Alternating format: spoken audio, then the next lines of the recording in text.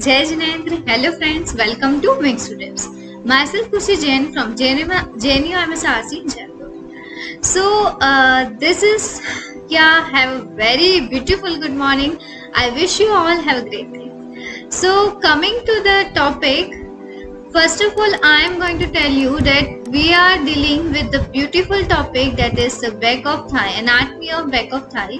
Okay, it's a much wide vast topic, but yeah, it is very important to you also. So we are going to deal with the first year anatomy subject, MBBS first year subject anatomy. Part is lower limb. Okay, so we will cover the topic back of thigh, muscles covering the back of thigh, what are its nerve supply, blood supply. Okay, and what is its action. Okay, so along with what are its contents, we will deal it all one by one. So first of all, starting with hamstring, what are the contents of the muscles?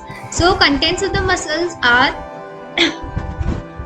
Sorry contents of back of thigh. Okay, back of thigh जो है आपका, उसके अंदर क्या क्या चीजें हैं जो हमें पढ़नी है. So there is hamstring muscle, short head of the biceps femoris, sciatic nerve, posterior femoral cutaneous nerve, a chain of vascular anastomosis. Okay, so क्या क्या होता है यहाँ पे हैमस्ट्रिंग मसल से, हम सभी चीजों के बारे में पढ़ेंगे आगे. First of all I am just orienting you. Okay, hamstring muscles है, short head of biceps femoris है, सियाटिक नर्व है, posterior femoral cutaneous nerve and chain of vascular anastomosis at the back. Okay, ये सारी चीजें हैं. First of all coming to the hamstring muscles. Hamstring muscles जो है हमारी कौन सी है? Main 4 semimembranosus, semitendinosus, long head of the biceps femoris and steel fibres of the adductor magnus muscle. ये चार जो है मेन हैमस्ट्रिंग मसल्स है. आपका कोई भी क्वेश्चन हो, सो ये बहुत ज्यादा इंपॉर्टेंट रहेगा. So please learn it guys here only कि semimembranosus, semitendinosus, semi-tendinosus, semi-membranosus, long head of the biceps femoris and ischial fibers of the adductor magnus muscles. These are the thigh muscles of back of thigh containing the hamstring muscles. Okay, so you can see here the biceps femoris. This is the semi-membranosus muscle, semi-tendinosus muscle. Okay, and what else? Ischial fibers of the adductor magnus muscle. These are all part of the hamstring muscles. Coming to the fulfil the following criteria. Okay, हम किसी भी muscles को hamstring muscle कब बोलेंगे? वो muscle जो ये criteria को फॉलो करेगी, यानी कि उनका ओरिजिन कहाँ से होगा? इस्चियल ट्यूबरोसिटी से. इंसर्शन कहाँ पे होगा? या तो ट्यूबिया पे या फिर फिबुला पे. और नर्व सप्लाई उनकी क्या होगी? By the tibial part of the sciatic nerve. अगर वो सप्लाई हो रही तो हम उन्हें बोलेंगे hamstring muscle. You all remember it please. Origin from where? Ischial tuberosity. Insertion कहाँ पे? टिबिया या फिर फिबुला पे. Acts as a flexors of knee joint and extensors of hip joint. ठीक है, जितनी भी हैमस्ट्रिंग मसल्स है वो कैसे एक्शन करती है? तो फ्लेक्शन करती है आपके नी जॉइंट का और एक्सटेंशन करती है आपके हिप जॉइंट का. ठीक है, सो you can see here from ischial spine, this is you can see this is the acetabulum cavities, this is the ischial spine, this is the part of the body of pubic bone. Okay, istiopubic crust and obturative foramen in this part. This is the part of the pelvic bone. Okay, so if there is flexion of the knee joint, extension of hip joint is the main work. Origin insertion is from tibia and fibula. origin from the ischial tuberosity and insertion कहाँ पे होगा इसका? Tibia या fibula पे. Nerve supply जो होती है, अगर हैमस्ट्रिंग मसल है तो उसकी nerve supply would be must from tibial part of the sciatic nerve. Okay, after that semi-membranous, semi-tendinosus are two hamstring muscles, whereas long head of the biceps femoris and ischial part of the adductor magnus muscles are known as modified hamstring muscles. Okay, so long head of the, क्यों हमने इनको ऐसा बोला है? क्योंकि long head of the biceps जो है उसका ओरिजिन क्या है? Primitive origin from ilium and sacrum, shift to the ischial tuberosity. मैंने ट्रू इसलिए बोला था हैमस्ट्रिंग मसल्स को जिनका ओरिजिन इस्चियल ट्यूबरोसिटी से होगा और इंसर्शन कहाँ पे होगा? आइदर टिबिया या फिबुला पे. लेकिन इनके सब long head of the biceps muscle, यहाँ पे जो इंसर्शन हो रहा है प्रिमिटिव ओरिजिन, इसका जो हो रहा है फ्रॉम द प्रिमिटिव जो हो रहा है इसका इलियम और सैक्रम वाले पार्ट से हो रहा है. Okay, and then it will shift to the ischial tuberosity. यानी कि पहले इस्चियल ट्यूबरोसिटी पे नहीं था, अब जाकर के शिफ्ट हुआ है, इसीलिए. और ये क्या बना था आपका? Sacrotuberous ligament. ठीक है, इसीलिए हमने इसको बोला it's a modified hamstring muscle. Then ischial part of the adductor magnus, primitive insertion to the medial condyle of the fibula, shift to the abductor tubercle of the femur, tibial collateral ligament is the remnant. Okay, यानी कि हम ये कहना चाह रहे हैं कि origin की फॉर्म में ये मॉडिफाइड है लॉन्ग इनटू द बाइसेप्स। क्यों? क्योंकि इसका जो ओरिजिन हुआ है वो इलियम और सेक्रम वाले पार्ट से हुआ था स्टार्टिंग में और शिफ्ट हुआ स्टील ट्यूबरोसिटी पे, इसलिए बनाता है सेक्रोट्यूबरस लिगामेंट का remnant. And steel part of adductor Magnus muscle, ये जो मसल है इसका जो पार्ट है उसका इंसर्शन है। ओरिजिन तो इसका स्टील ट्यूबरोसिटी से है, लेकिन हमने बोला इंसर्शन का होना चाहिए टीबिया या फिबुला पे। सो इसका इंसर्शन जो है मीडियल कॉन्डाइल ऑफ टीबिया पे होता है and shift to the adductor tubercle of femur. होता तो है वहां पे, लेकिन फिर वो शिफ्ट कहाँ पे हो जाता है? अडक्टर ट्यूबरकल ऑफ फीमर पे। So that's why we call here it is the remnant of tibial collateral ligament. ठीक है, ये किसका है? रिमेनेंट टिबियल कोलेटरल लिगामेंट का। Okay, so you can see here semimembranosus, semitendinosus muscle and biceps femoris का long head, hamstring part of the adductor muscle is this is the schematic diagram we can say, and the fibrofatty tissues. This is the same thing. Now semimembranosus arising from steel tuberosity, insertion at the tibia and fibula. Okay, yeah, you can see here also origin कहाँ से हो रहा है इस muscle का? From the horizontal groove on the origin to send from steel tuberosity and insertion from horizontal insertion on horizontal groove on the posterior surface of medial condyle of tibia. ठीक है, तो posterior surface जो है tibia की medial condyle पे वहाँ insertion हो रहा है। अब यहाँ पे इसके 3 टेंडनस एक्सपेंशंस है। क्या क्या है?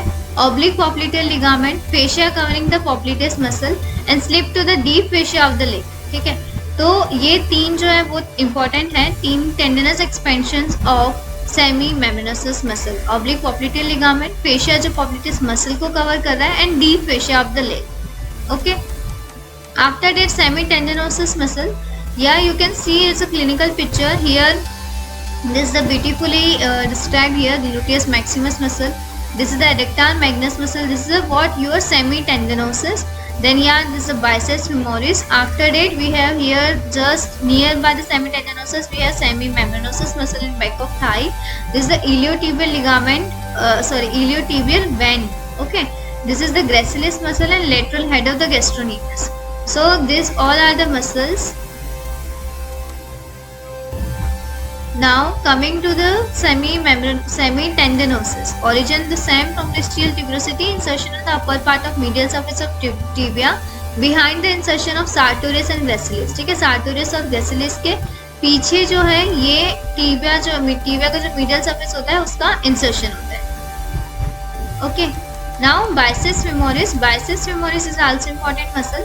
Biceps femoris के हमारे पास 3 हेड होते हैं। There is a long head, short head and then long head and short head, 2 heads है। ओके, सो इनका ओरिजिन कहाँ से होता है? बाइसेप्स फेमोरिस का जो लॉन्ग हेड है it originates from the hamstring muscles. Okay, and short head lower part of the lateral lip of the linea aspera from upper 2/3 of the lateral supracondylar line of the femur. Okay, so जो biceps femoris है muscle उसका long head arise हो रहा है from the hamstring muscles and shorter head जो हो रहा है वो अराइज हो रहा है फ्रॉम कहाँ से? Lower lateral lip of linea aspera. Okay, और upper 2/3 of the supracondylar line of the femur, यहाँ पे आप देख सकते हो। ओके, इंसर्शन कहाँ पे होता है इसका? मैंने बोला टिबिया या फिबुला पे होना चाहिए, तो हेड ऑफ द फिबुला पे in front of styloid process.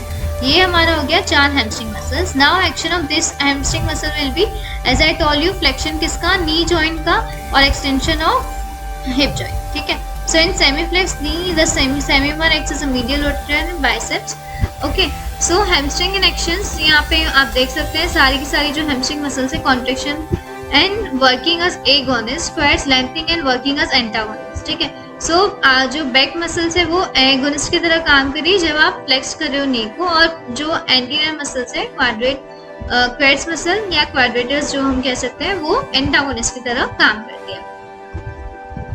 Now testing muscle functions. First of all, how will you test that these muscles are functioning or not? Subject lies prone with knee extended. Patient को आप knee extend करके prone position के अंदर sleep करने को बोलोगे, लेटने को बोलोगे, lie करने को. The subject is asked to flex the knee against resistance position. Okay, like this position, we will ask the patient to flex his knee. Okay, और हम resistance apply करेंगे. If he is able to do so after the resistance, then the muscles are normal. Applied anatomy, Pull hamstring muscles in professional runners. Painful condition in which the hamstring muscles are torn or near its origin. The extension of hip and flexion of knee is essential for running. So the runners are liable to overextend these muscles. कहने का मतलब क्या है कि जब भी professional runners जो होंगे उनके अंदर हैमस्ट्रिंग मसल जो है वो क्या हो जाती है, जो रेस वगैरह में पार्टिसिपेट कर रहे हैं एथलीट्स हैं या ये सब जन है, इनके अंदर हैमस्ट्रिंग मसल जो है पुल्ड हो जाती है.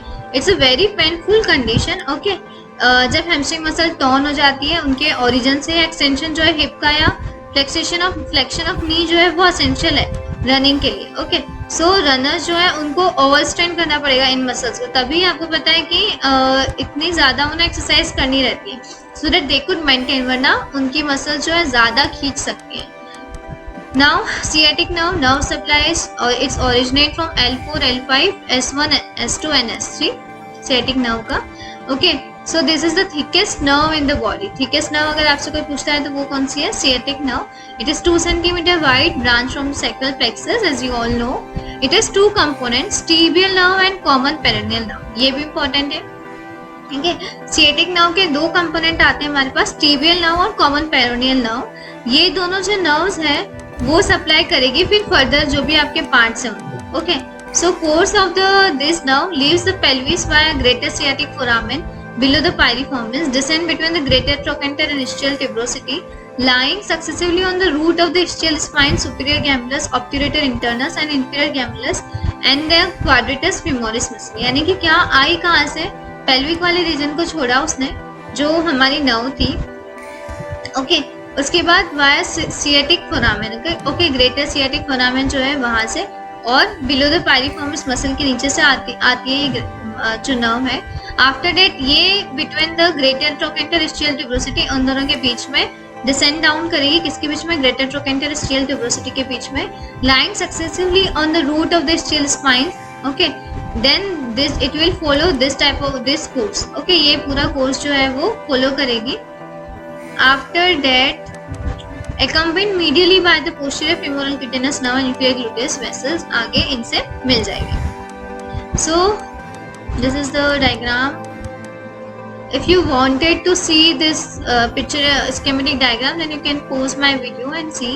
I have not enough time, so I am going further.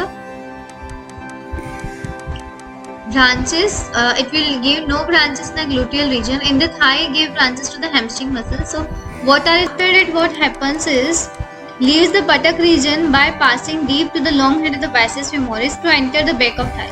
अब जब बटक रीजन के अंदर आएगी तो बटक रीजन से आगे पास करेगी deep to the long head of the biceps femoris और फिर एंटर करेगी आपकी बैक ऑफ थाई के अंदर.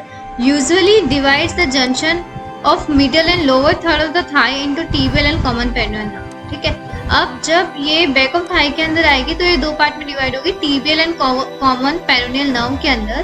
कहाँ पे? The junction of middle and lower third. Okay, junction of middle और lower third of the thigh के अंदर ये डिवाइड करेगी. Rarely divides within the pelvis in which common peroneal nerve pierces the piriformis and tibial nerve passes below the piriformis. ठीक है, सो इस area के अंदर ये रेयरली डिवाइड करेगी, बाकी मोस्ट कॉमनली यहीं पे डिवाइड करेगी. After that what are its branches? So branches के अंदर ग्लूटियल रीजन के अंदर इसने कोई ब्रांच नहीं दी है सियाटिक नर्व ने. थाई के अंदर it will give two branches to the hamstring muscles that are semimembranosus, semitendinosus, long head of the biceps femoris and ischial part of the adductor muscles, adductor magnus. Okay, now lesions by the sciatic nerve.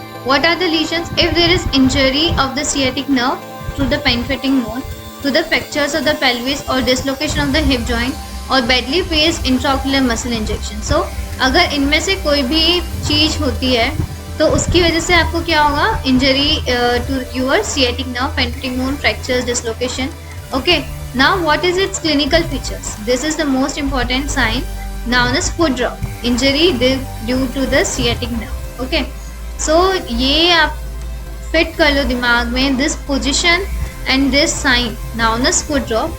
Muscles जो है hamstring muscles are paralyse but weak flexion is possible because of the sartorius and gracilis. Okay, hamstring muscles जो है अगर paralyse हो जाएगी क्योंकि sciatic nerve चलेगी, लेकिन फिर भी थोड़ा बहुत फ्लेक्शन जो है वो हो पाएगा. किसकी वजह से? क्योंकि ये जो पार्ट है मसल्स का वो थोड़ा बहुत सार्टोरियस और ग्रेसिलिस जो है वो मसल्स भी यहाँ पे और वो भी सप्लाई कर रही है, तो उनकी वजह से आपका जो फुट है इस पोजिशन में आ जाएगा. All the muscles below the knee paralyse and weight of the foot causes it foot drop, ठीक है।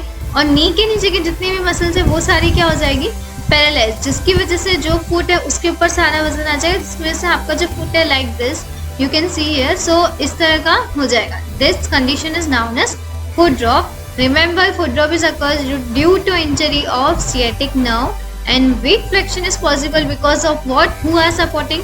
Sartorius and gracilis muscle. Okay. So sensation loss below the knee if there is a loss of sensory supply, except along the medial side of the leg and along the medial border of the foot, which is supplied by the saphenous nerve. Okay. So अगर sensory supply हुआ तो sensation जो है नी के नीचे का वो भी चला जाएगा, लेकिन कौन सा रहेगा आपका सेफेनस नर्व से जो पार्ट सप्लाई हो रहा है, ठीक है, मीडियल बॉर्डर का, उसको medial side of the leg को, उसको छोड़ करके सारे के सारे सेंसेशन जो है वो चले जाएंगे। So condition is sciatica. Sciatica it means what? Patient have pain along with the sensory distribution of the sciatic nerve. So sciatic nerve जो आपकी ग्लूटियस मसल्स होते हुए बैक ऑफ थाई के अंदर से लेकर के lower part of the leg, जितना भी पार्ट सप्लाई करी वहाँ पे बहुत ज़्यादा पेन होगा। ओके, डिस्ट्रीब्यूशन जहाँ पे भी सेंसरी सप्लाई है सिएटिक नर्व का, pain is experience in the posterior part of thigh, posterior lateral aspects of the leg and lateral part of the foot. अब उसका कोर्स क्या है वो मैंने आपको बोला, कहाँ पे? Posterior part of the thigh, okay, posterior and lateral aspects of the leg and lateral part of the foot के अंदर, by prolapse of the intervertebral disc with pressure on the one or more roots of the lumbar and sacral spinal nerves. Okay, अगर prolapse हो गया किसका?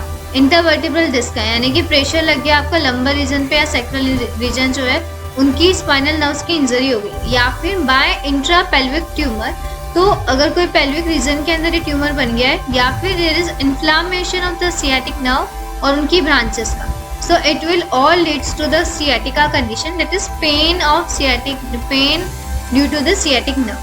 Okay, and posterior femoral cutaneous nerve, it runs vertically down along the midline of back of thigh. After piercing the popliteal fossa, it becomes cutaneous and extends to the upper part of back of the leg. So this is the supply of the posterior femoral cutaneous nerve. Okay, and a chain of arterial anastomosis. Okay, so a chain of arterial anastomosis is there also. Ascending and descending branch of 4 perforating arteries from the profunda femoris. Lowest branch anastomose with superior muscular branch the popliteal artery, and highest branch enters with the formation of cruciate anastomosis. Okay, so ये जो परफोरिंग यहाँ पे show रखा है, 4 perforating arteries होती है, वो cruciate anastomosis जो है यहाँ पे बनाती है। असेंडिंग एंड डिसेंडिंग ब्रांचेस आती है 4 परफोरेटिंग आर्टरीज, ठीक है। कहाँ से आ रही है? आपकी प्रोफंडा फ्यूमोरिस से।